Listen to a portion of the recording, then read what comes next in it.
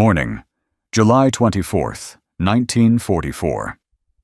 Colonel Kiyoshi Ogata picks up a pen and writes a telegram to Tokyo.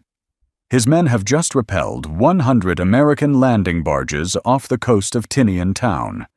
The beach is held. The Americans turned back. He seals the message and sends it. Then he waits for the next attack, the real one, the one he has been preparing for since the day he arrived on this island. What Ogata does not know, what no one will tell him until it is already too late, is that those barges were empty. Every single one of them. There were no Marines in them. Not one. While 9,000 of his men stood at the southern beaches, rifles up, watching the water, 15,000 United States Marines were already climbing out of the sea 3 miles to the north. On 2 beaches so narrow, so obviously impossible to use, that Ogata had never once pointed a gun at them. He had looked at those beaches. He had measured them. He had walked his officers down to the water's edge, looked north at those 2 thin strips of coral, and made a decision that every military mind on that island, Japanese and American alike, would have made. Nothing can land there. He was the last person on Tinian to find out he was wrong. If that's the first time you're hearing this story, you're not alone. Hit that like button right now. It's the only reason stories like this one find the people who should have heard them 40 years ago. But here is the part the history books leave out entirely. That landing on those 2 impossible beaches almost never happened. Not because of the Japanese, because of an American admiral who was ordered, twice, by his own commanding officer to stop planning it. His name was Harry Hill, and the decision he refused to walk away from saved 15,000 American lives. To understand what Hill did, you first have to understand what Tinian was, and what it cost. Tinian is a small flat island in the middle of the Pacific Ocean. 39 square miles. If you flew over it in the summer of 1944, it would look like an aircraft carrier sitting on the surface of the sea.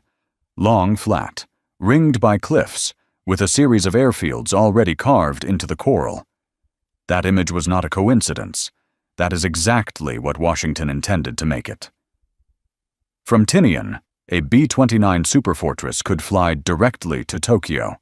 No refueling stop, no intermediate airfield, no margin of error eaten up by a long detour south. Just a straight line across the Pacific, roughly 1,500 miles, and then Japan. For the first time in the entire war, every city in the Japanese home islands would be within reach of American bombers. Tokyo knew that. They had known it for months.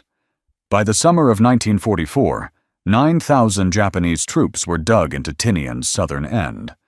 And these were not garrison soldiers counting the days on a quiet island. Colonel Ogata's 50th Infantry Regiment had come from Manchuria. These men had fought in China. They had survived years of combat on the Asian mainland, the kind of fighting that strips away everything that isn't necessary, and leaves only the soldiers who know how to stay alive. Ogata knew what he had, and he knew what was coming. The terrain of Tinian was almost a gift to a defending army. Most of the coastline was sheer coral cliffs. No beach, no approach, no way in. Tall enough in places to make an amphibious landing not just difficult, but suicidal.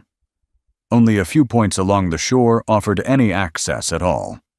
The biggest and most obvious was Sunharan Harbor on the island's southwestern coast, Tinian Town, wide beaches, a working port, the only stretch of shoreline where a large force could come ashore and be supplied afterward. Every Japanese officer on that island knew the Americans would come through there. Every American planner looking at the maps reached the same conclusion. If you were going to take Tinian, Tinian Town was where you landed. It was the only answer that made sense. Ogata accepted that answer and built his entire defense around it. He moved his artillery to the high ground above the harbor. He strung concertina wire across the approaches. He sighted machine gun nests in the coconut groves behind the waterline. He laid mines in the water offshore. He built concrete blockhouses facing the sea. He carved firing positions into the cliffs on either side of the bay, so that any force coming through the harbor entrance would be caught in a crossfire from 3 directions at once. Month after month his men worked, digging, hauling, mixing concrete in the Pacific heat. Every decision, every position, every yard of wire, all of it pointed toward one question. When the Americans come, where will they come from? Ogata had his answer. Tinian Town. He was certain of it. He was not wrong to be certain. Every rule of warfare pointed to the same place. Every logical reading of the terrain led to the same conclusion. He built the right defense for the right threat at the right location. The only thing he did not account for was one American admiral who looked at the same island, read the same maps, and saw something nobody else was willing to see. His name was Rear Admiral Harry W. Hill. His job was to get the Marines onto Tinian. He sat down with the maps the way a man does when he's not looking for what he expects to find, but for what everyone else might have missed.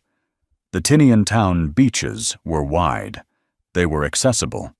They had a working harbor behind them that could handle the tonnage an operation this size would need.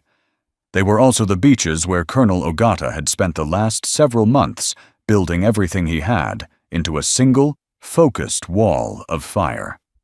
Concrete blockhouses, artillery on the high ground, machine gun positions cut into the cliffs on either side, mines in the water offshore, wire in the surf.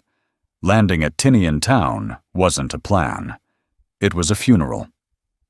Hill kept looking at the map.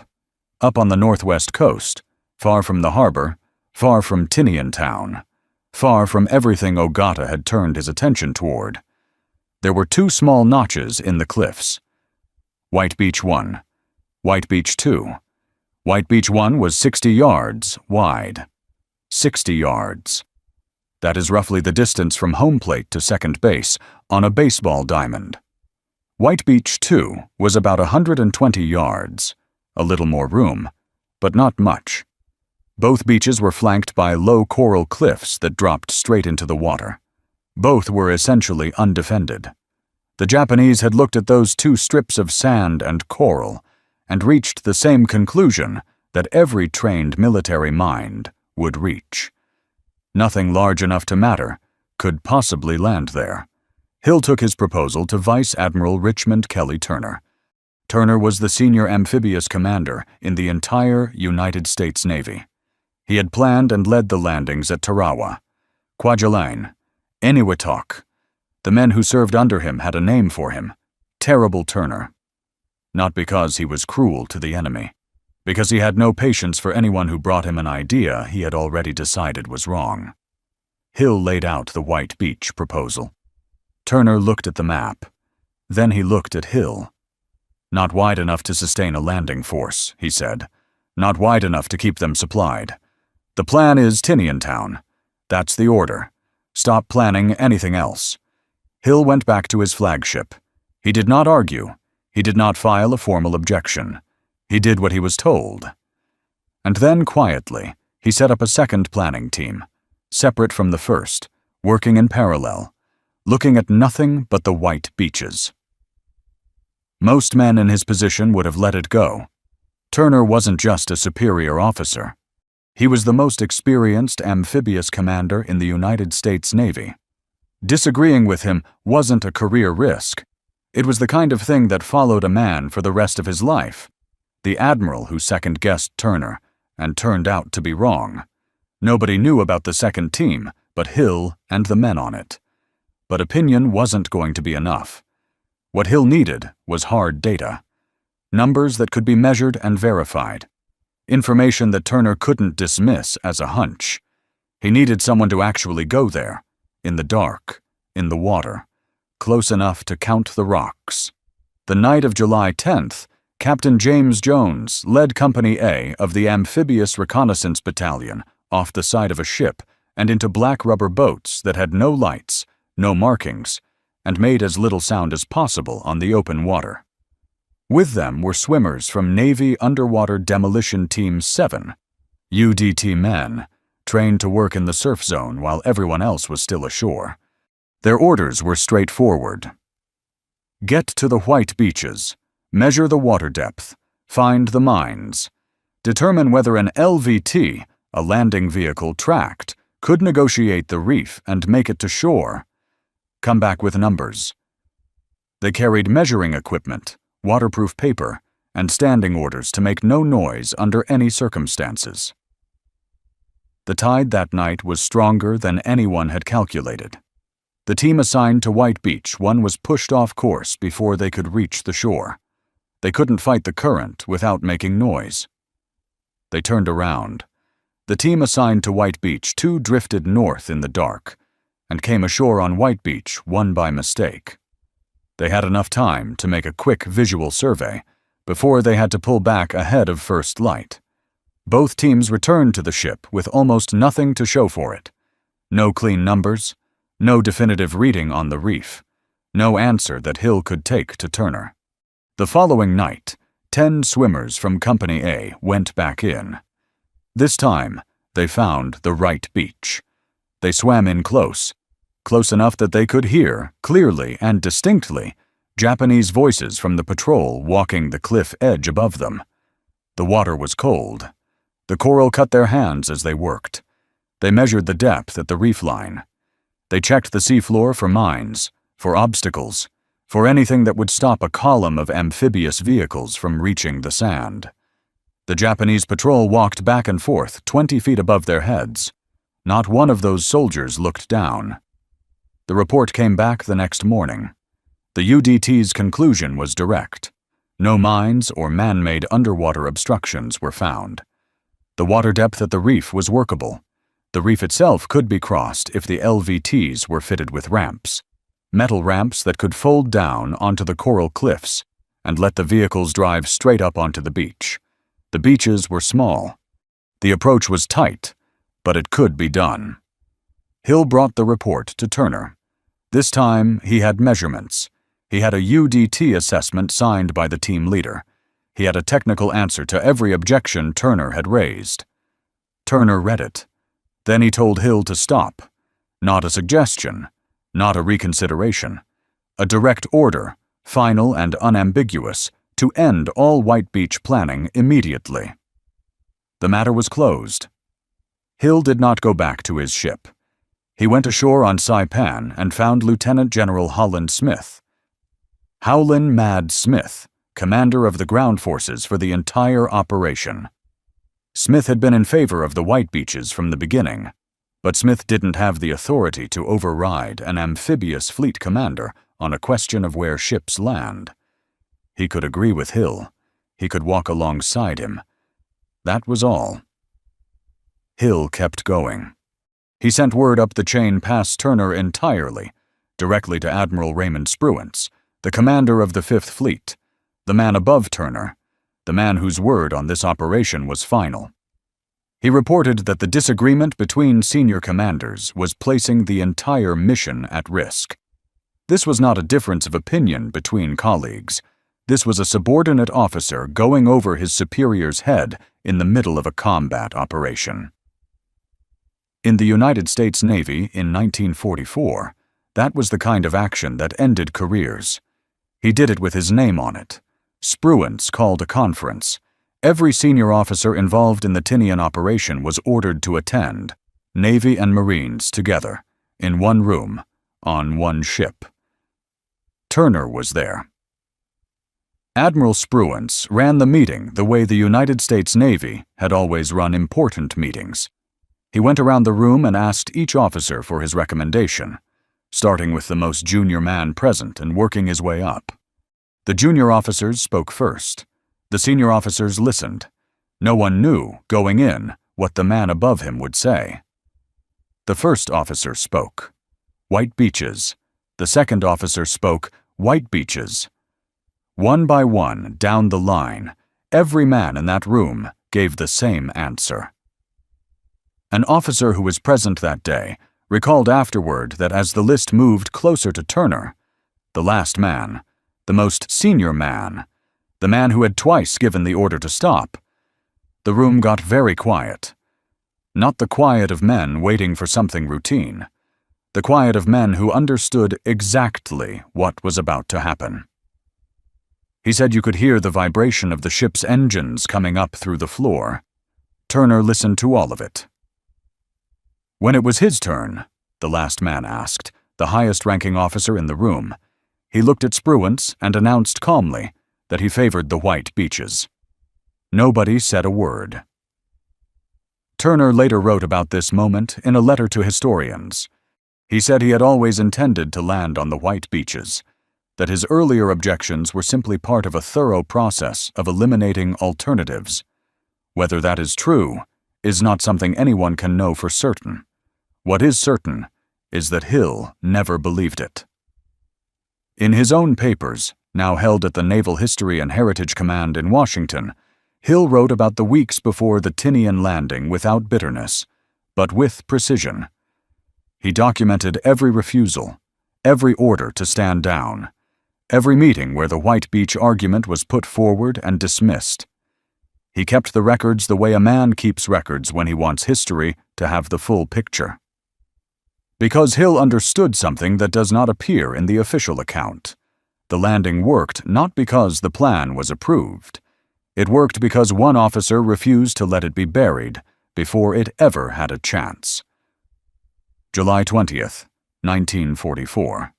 The official order came down. White beaches. The landing was set for July 24th. 4 days. Ogata was not informed. On the night of July 23rd, the fleet left Saipan. 3.5 miles of open water separated the two islands, one of the shortest ship-to-shore distances in the history of amphibious warfare. The Marines could see Tinian from the deck. They had been looking at it for weeks from across the channel, watching the bombardment, watching the smoke rise, knowing they were going next. Now they were going. 3:30 in the morning, July 24th. The first ships moved, but not all of them moved north. The 2nd Marine Division turned south, toward Tinian Town, toward Sun Heron Harbor, toward exactly the beach that every Japanese soldier on that island had been told to defend. Landing craft went into the water. Engines turned over. 22 boats formed up in the darkness and drove straight at the shore. The Japanese coastal batteries had been waiting for exactly this. 3 6-inch guns, hidden in caves behind Tinian Town, opened fire at 7:40 in the morning. The battleship USS Colorado took 22 direct hits. The destroyer USS Norman Scott maneuvered between the batteries and Colorado to draw the fire away. She took 6 shells in a matter of seconds. Commander Seymour Owens, her captain, was killed at his post on the bridge. 22 of his men died with him. The feint was bloodier than anyone had expected. It was also working. Colonel Ogata stood at his position above Tinian Town and raised his binoculars. He saw what he had prepared for. American landing craft moving toward his beaches. His men were in position. His guns were ready.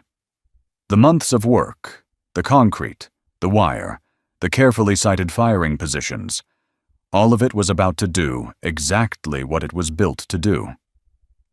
He gave the order to open fire. Every gun on the southern coast of Tinian turned toward the water.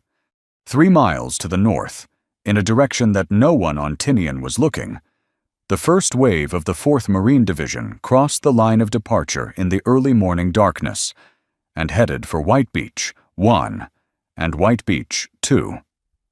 The LVTs had been modified in the days before the landing. Metal ramps had been welded to their bows, ramps that could fold down onto the coral cliffs and allow the vehicles to drive straight up out of the water onto the beach. This had never been done before in the Pacific War. The approach to White Beach 2 had mines in the water. 3 LVTs were destroyed. A jeep went with them. The rest kept moving. The 1st Marines stepped onto Tinian as the sun was still rising. Then came the tanks. Then came the artillery. Then came thousands more. Sometime that morning, while the landing was still underway, while the Marines were pushing inland from the northern beaches, Colonel Ogata composed a telegram and sent it to Tokyo. His forces had repelled 100 American landing barges off the coast of Tinian Town. The beaches had held. The Americans had turned back. He reported it as a victory. By the time that message arrived in Tokyo, American forces had pushed a mile deep into Tinian's interior. The beachhead was a mile and a half wide. By the end of that day, July 24, 1944, 15,614 United States Marines and sailors were standing on Tinian. The Japanese garrison on that island did not lose because they lacked courage. They did not lose because they were unprepared, or undermanned, or caught asleep. They lost because every preparation they made, every gun they positioned, every yard of wire they strung, had been aimed at a single answer to a single question. Where will the Americans land? They had the right answer. The Americans simply refused to go there. 2 in the morning. July 25th. The beachhead was less than a day old. Ogata understood exactly what had happened. He had been outmaneuvered. His defense had been made irrelevant before a single shot was fired at the positions he had spent months building. But the island was not lost yet. The Marines were on a narrow strip of ground with their backs to the water. They hadn't had time to dig in properly. They hadn't had time to bring up everything they needed. Doctrine was clear. Hit them now, in the dark, before they can consolidate. Drive them back into the sea. Ogata committed the best of what he had left: infantry, naval troops, tanks, from multiple directions, all at once, into the Marine perimeter. The Marines were waiting for them. 37mm anti-tank guns had been set up behind the line. Machine guns were pre-sighted on the approaches. Artillery from Saipan, 13 batteries of it, firing across the channel, had pre-registered coordinates on every likely avenue of attack. The Japanese came, and the Marines held. When daylight came on July 25th, more than 1,200 Japanese soldiers lay in front of the Marine positions. 5 tanks had been destroyed. Ogata's best assault troops, the men from Manchuria, the veterans who had survived years of combat, were gone in a single night.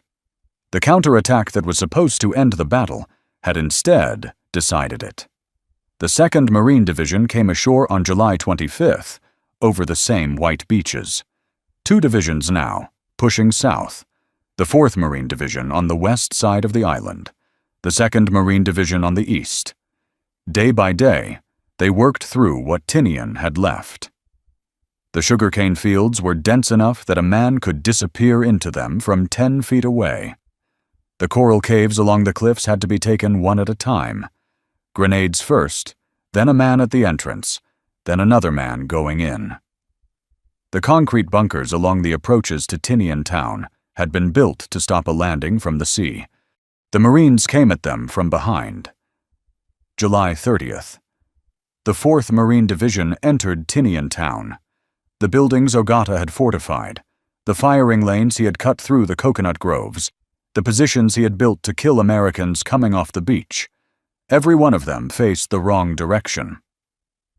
By the morning of August 1st, 1944, Ogata had nothing left but the cliffs at the southern end of the island, and the men willing to die with him. He led the last resistance himself. He died on August 1st, the same day the island was declared secured. 9 days.